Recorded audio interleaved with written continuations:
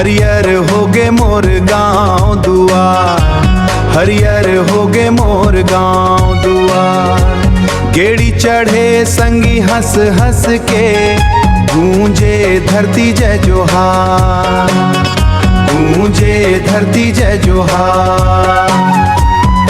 हलकुदारी के पूजा होथे, धरती मैया आशीष देथे।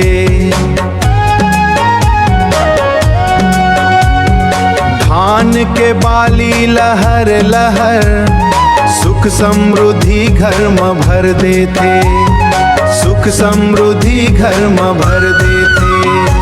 नाचे गाँव गावे गाँव, बाजे मांदर के झनकार। जम्मो जन मिल बन हावन, जम्मो जन गावर गावत हावन। आगे आगे हरेली तिहार, आगे आगे हरेली तिहार।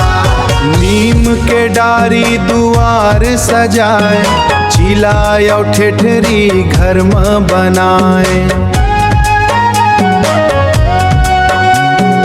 दाई ददा के आशीष पाए, सुख के जोत जलाए हो, सुख के जोत जलाए।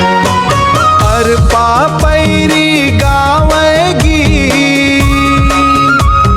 माटी महके दिन औरा।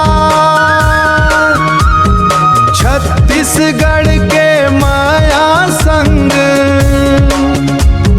जुड़ गए सबके मन के बात। नाचे गाँव गावे गाँव, बाजे मांदर के झनकार। जम्मो जन मिल बन हावन, जम्मो जन